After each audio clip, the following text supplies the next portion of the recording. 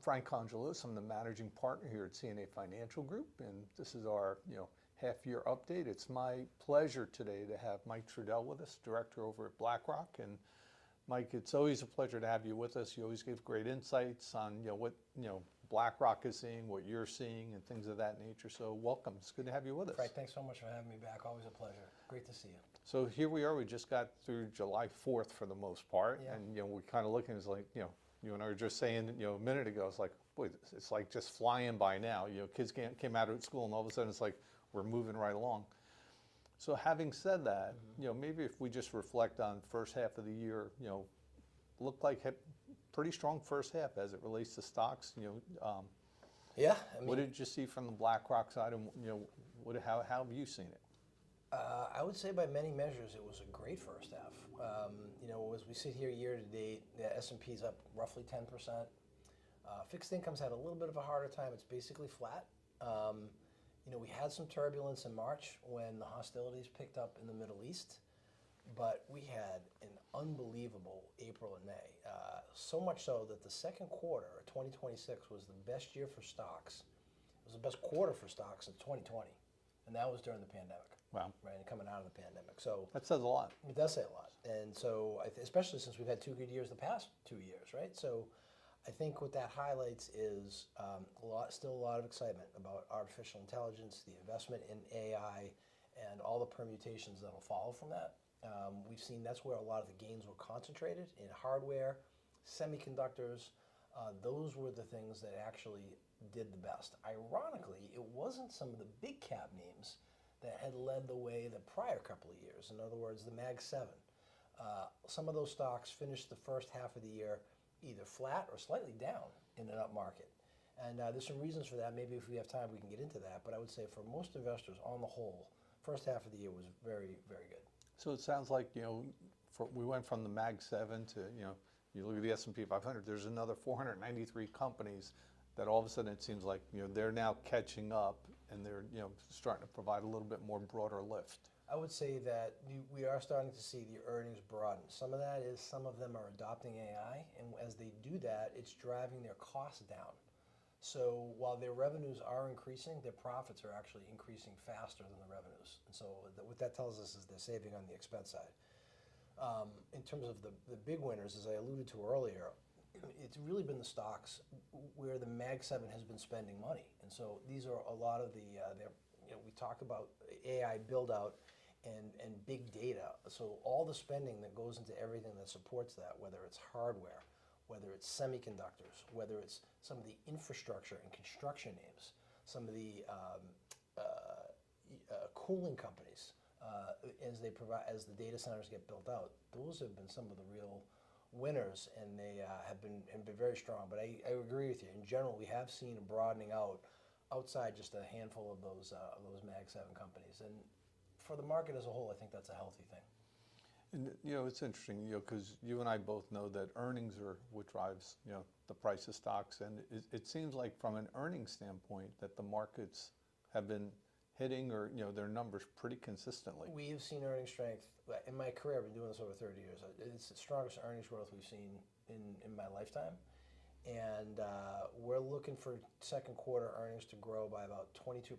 That's the current consensus. Our on-team view is that it's probably going to come in a little bit stronger than that. We might see 25% earnings growth, which is just historically, it's very, very strong. And nobody's got a crystal ball, but it's like, when we look at, what we've been experiencing, is like, it's been an interesting time to own equities for the most part. The amazing thing about the fact that the market is up, S&P is up 10% year to date, PE multiples have actually come down since the beginning of the year. So what that means to everybody in the audience is, stock market's been going up, earnings have been going up even faster than the share prices have been appreciating. As an investor, that's a pretty good thing. It's a pretty good place to be. And although,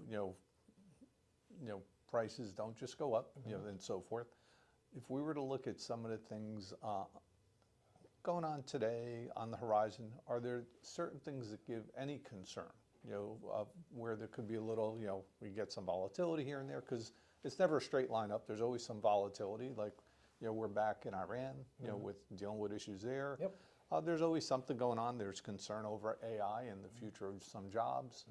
How are you seeing that? How's BlackRock seeing some of that? Well, I would start by saying you kind of summarized it perfectly in that, equity investing is not linear. It is not a straight line up from point A to point B. There's always pullbacks along the way, and we've had a great first half. I still think there's a great future and a great outlook. Having said all that, in the short term, could we see, and we had seen the last several weeks, some consolidation as some people started to take profits after some really, really unbelievable results. So through June 22nd, I know we're into July now, July 20th today, but through June 22nd over the last year, semiconductor stocks had tripled in the United States. In the last month, they've pulled back about 20%. Not unreasonable, considering that kind of move. As we go through the summer, what we have in our minds is we just always want to be on alert to the things going on in the environment. And what I mean to say by that is, if you go back and look at the long history of the stock market, for a whole host of reasons, when you get into the late summer, when traders tend to go on vacation, liquidity tends to be not as prevailing as it is early in the year. And what that means is when news comes out, if it's positive or negative, stocks will behave accordingly, either up or down. So it tends to be a little bit more of a volatile period just because there's not as many people in the office. The other thing we have going on is that we've got a lot of companies, although we do expect earnings to be very, very strong, the market has sniffed that out. So as we get into earnings season, which has already started, but it's really going to hit starting next week, that's when a lot of the big cap tech companies report. Our belief is that for the share prices to move up meaningfully higher during the summer, those companies are going to have to post some stellar results because Wall Street's expecting really good stuff. You and I have discussed, absolutely. right? So our view is that we like a lot of these trends that we talked about. We like them for the long term. In the short term, we ourselves have taken some profits and just kind of evaluating the environment, and we want to get through some of these summer months. Other thing is, all this is going on, some very prevalent companies that have recently had their initial public offerings, in other words, they've come public, the lockup periods for them, some of those stocks are expiring. And so what that means in plain English, some of these people that were investors in these companies, like SpaceX, before they went public, they've been holding these shares for 10 years and have not been able to sell them because it wasn't about. In August, they're going to get their first chance to finally get the cash. So I do expect some people are going to want some cash because everybody needs some cash at some point. So we're going to have some shares that are going to be coming into the marketplace, and we realize that when that happens in periods like August, when there's not a lot of liquidity, we could see a little bit more volatility than we've seen. So it's supply and demand. If I put a lot of stocks out and there's not as many people buying them, those stock values can fluctuate a little bit. That's correct. And I always tell all of our listeners and our clients that it's not that linear, and that's the reason why we deal with companies like BlackRock and State Street and all of these great institutional money managers. Is I kind of look at you as like, Mike, how are they adjusting and managing the portfolios? And so our clients don't have to worry about that. That's what we're hiring. I call it the professionals and the institutional money managers for. That's why we love our relationship with BlackRock. So that's exactly right. And what I would say to your audience as well is that's the reason why over the long term they get a premium over cash. Right, because it's not a straight line. There is some uncertainty. We call it a risk premium. That's exactly right. That's exactly right. So we hear this term AI a lot, and so one of the things that people do start to get concerned is how's it going to impact the jobs market? How are those things going to happen? And so just from a BlackRock standpoint, what are they seeing? Because we think that things just evolve. That what may have been here before maybe is there later.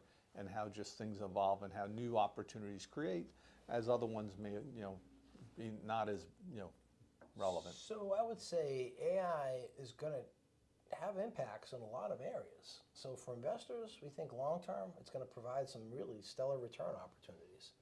In some places, some companies are going to become obsolete because of AI. And we see that in some places where people are concerned about software, particularly software as a service.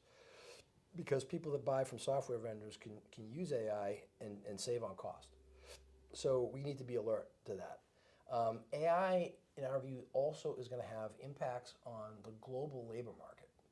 And what is interesting about, if you look at the long history of technology, what it's generally done, it has relieved manual labor. You can go back hundreds of years and see how technology has, things that we used to do manually, now we have machines that do. What's different about AI is it can offset or replace a lot of the thinking that people do in terms of building companies and in terms of selling products and services. So we do think that there are going to be adjustments in the labor market as a result of AI. And one of those adjustments is corporations are going to look at the capabilities in AI and they're going to do their own evaluations and they're going to say to themselves, in instances where we can use AI to save money, we have an obligation to our shareholders to do that. Our job is to drive shareholder value.